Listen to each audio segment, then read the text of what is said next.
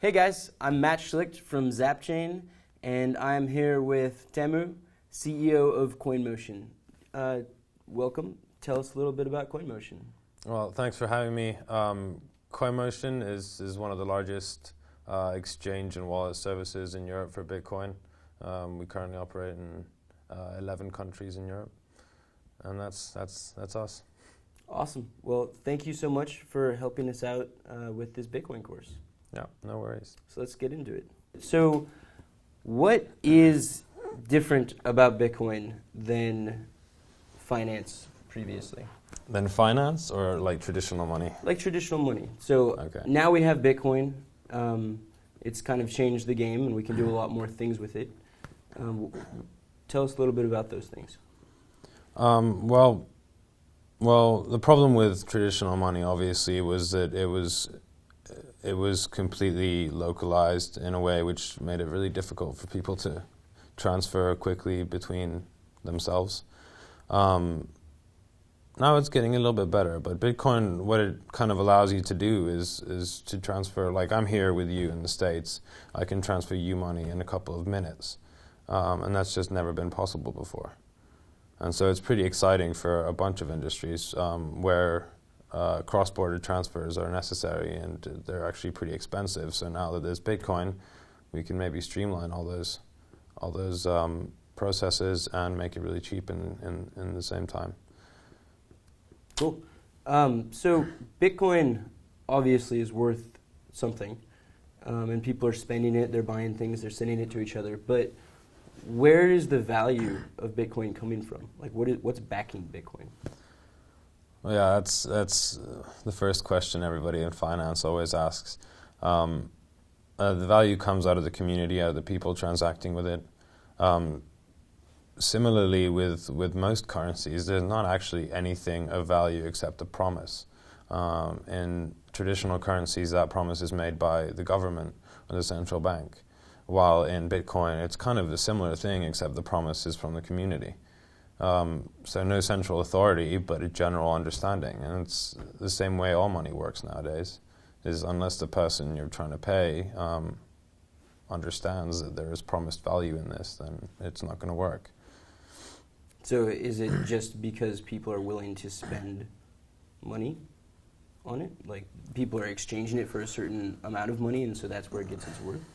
No, it's more that people are, well, yes, as converting it into other currencies or physical objects, like buying stuff, is what brings it value. All it requires, anything to have value, is that someone is willing to give you something back for that. So if I want to buy a car and someone is willing to sell me a car for Bitcoin, then that means Bitcoin has value, even if it is, in that case, just between those two people. Right. So a lot of people have compared Bitcoin to gold. But one of the big differences between like gold and cash is that people are regularly spending cash every day to make transactions, whereas people are using gold as kind of a store of value. Do you think Bitcoin is going to be a store of value, or are people going to be using it in everyday transactions? Well, I think the Bitcoin gold comparison is a pretty valid one.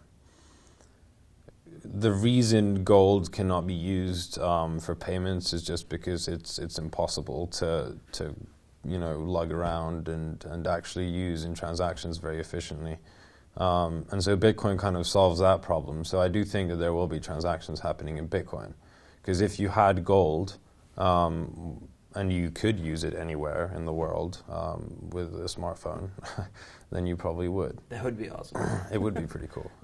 Bitcoin. So we've had credit cards, or at least a lot of the world has had access to credit cards, and that's made transactions really easy. What benefits does Bitcoin have over credit cards? Is it easier to make a transaction? Well, it's more secure to make a transaction is one. Probably not easier. From like a European or an American consumer's perspective, the difference isn't that big when you're actually paying to a company who accepts credit cards. For the merchant or the company accepting, there is a difference. Generally, margins are pretty thin as it is, and credit card companies take quite a big cut. And so companies can avoid that and they can hopefully at least pass that saving on to their consumers. And then also, when we start talking about people in countries where they don't have access to that, then this is kind of another way of doing it. And credit card companies have no incentive to try and help those people, basically. I think that's actually a super interesting topic, because most people don't know that there's actually a large amount of people that don't have access to banks or credit cards. And there's people that they have access to phones, and they're using minutes on their phones as a form of currency because they could send them to each other. But now they have Bitcoin. So have you seen adoption with Bitcoin in countries where they were kind of exchanging minutes or other forms of currency? Well, I mean, Bitcoin adoption in developing countries is definitely growing really quickly. The problem they have, well, right now a lot of people are trying to crack the remittance problem, transferring money back home, which typically has ridiculously high fees, and it's pretty slow. So Bitcoin can definitely help with that. The problem with Bitcoin right now is no one is buying Bitcoin in those countries. And for that kind of system to work, you need the money coming back as well. So how could we get them Bitcoin? Like, how do you think that'll eventually happen? You mean how could we use Bitcoin to do the remittance? If people in third world countries, if they aren't buying Bitcoin right now, but Bitcoin could be a huge benefit to them because basically access to banking from wherever they are, how would we get that set up? So that's the best and the easiest way is for every place, and there's all of the shops, all the companies accept Bitcoin. So you create a Bitcoin ecosystem. Then you don't need the conversion happening the other way. Right. If they can use the Bitcoin as it is. If they need to cash out, then there also needs to be transactions going the other way. So with just only Bitcoin, you can completely fix that. And then people here can buy into Bitcoin, send the Bitcoin, and people in the developing countries can just use the Bitcoin as it is. Right. So would you say that when the world is doing that and everything is Bitcoin, that's kind of when we've reached mass adoption? So I'm getting paid in Bitcoin, and then I can go buy lunch with Bitcoin, and I never kind of have to convert it back to fiat? Yeah, well, I think we're far off from that, but to some extent. So in the Western world, we'll probably never see that because there's no need for it. Pretty much everybody has bank accounts, everybody has smartphones, blah, blah. You don't really need that. You don't need Bitcoin day to day in the same way. In developing countries where there are a lot of unbanked people, there it's much more beneficial to have that ecosystem. And so I don't think you or me will ever do that. But for them, once enough merchants and stuff accept Bitcoin, they will be able to do that. And I think, that does mean like mass adoption. But it's not going to be worldwide. It's going to be in only the countries where it's needed, I think. So do you think that the United States or other developed countries will be using Bitcoin, but maybe it's not specifically me using Bitcoin for transactions, but maybe the banks start using Bitcoin and the blockchain to kind of power finance? That's definitely possible. I think Fedor is already kind of doing that, not with Bitcoin, but anyway, similar thing. So banks, big companies, anybody who has to do large cross-border transfers will definitely sooner or later start using Bitcoin. It's easier, it's cheaper, it's the best way to do it. But you won't be buying like your groceries with Bitcoin. But if you have a friend somewhere overseas, then you probably would be using Bitcoin for that. Right. Yeah, no, it's I don't think most people know this either, but back to remittance, where someone is coming from another country, they're coming to the United States, they're working really hard, they're making money, and then they're sending it back to their family. Yeah. Currently, the most popular way to do that is using Western Union. Yeah. And, I mean, they take, 10, 20% of that? Something like that, yeah. I think it varies, but it is a significant amount of money from that That's crazy. amount that's sending, yeah. Whereas Bitcoin would be what? Well, yeah, Bitcoin inherently has no fees. You will, of course, be paying conversion fees, but I think I think within a couple of years we're going to see those conversion fees go down to like 0.1, 0.2%. So significantly less than what you would ever be able to do with a traditional money sending operation.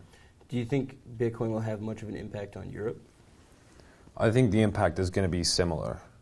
Europe obviously has a pretty consolidated financial market, and what I mean by that is that we have the SEPA transfer, which is like a standardized transfer for the whole euro area.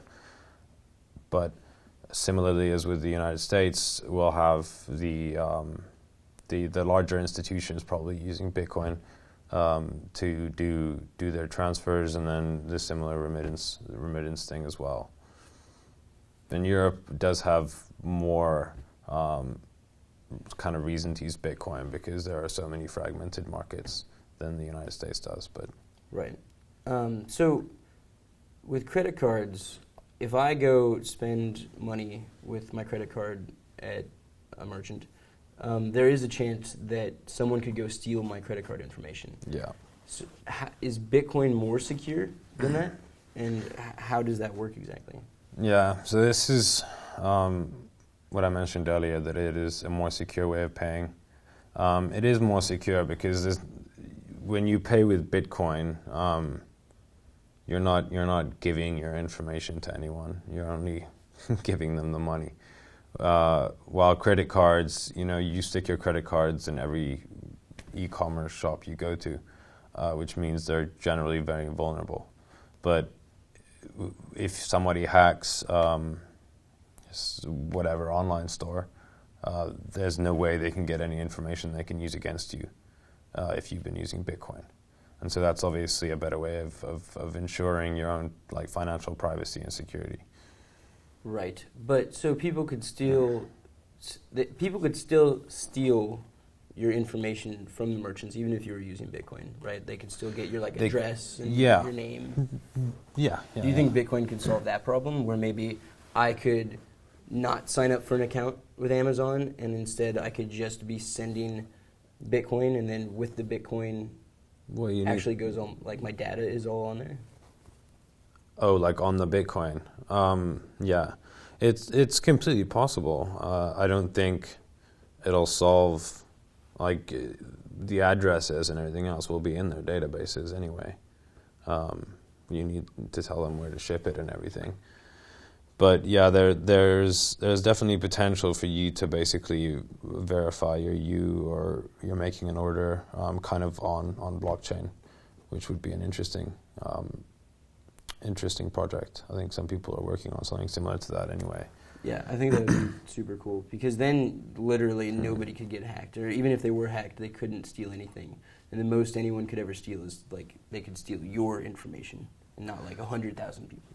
Yeah, but I mean, if it's on the blockchain, it's available. That's true. So somebody out there needs to figure this out. Yeah, so I don't think there's a big problem if somebody gets your address. But getting a credit card, you can literally go online and pay for stuff if you have someone else's credit card information. Right. And with Bitcoin, that will just not be possible. So do you trust Bitcoin more than you trust your credit card? Yeah, I definitely do. Your credit card information is all over the place, obviously, and that's why, it is. Every place you bought at, they've got the records of your credit card. They could theoretically use your credit card to pay for stuff. Anybody who gets access to that can pay for it. Your Bitcoin information is not so readily accessible. And I think trusting Bitcoin is trusting a proven technology over a central authority, which is mostly made up of people making decisions, doing quantitative easing or whatever, pushing money, new money into the market, deflating, inflating, affecting the currency. And so here, I'm putting my trust in a technology I understand, which is built on the same kind of security stuff that's used everywhere, what the banks use, the police use, except I'm the only one who's in control. Well, if you're using a bank, the bank is in control. It's like having an off-chain Bitcoin company where nobody knows really what's going on inside. And how the banks work currently, I think, is much more untrustworthy than Bitcoin. Because banks work on a so-called fractional reserve basis, which means that when you put money into a bank, they're going to go off and lend it to someone else. And so they have a fraction of your money in their holdings. And so when there is a financial crisis or a bank run, which means that everybody is trying to take their money out of the bank account, your money could just disappear. And you don't really ever know what's happening there. It's just like numbers on a screen. While Bitcoin, I know 100% sure that my money is in my wallet. It's not going anywhere from there. I can check off the blockchain, I can make a transaction, whatever, and I'm the only one who determines what happens to that. If I want to lend it, I will, but it's not going to be someone else just doing all that.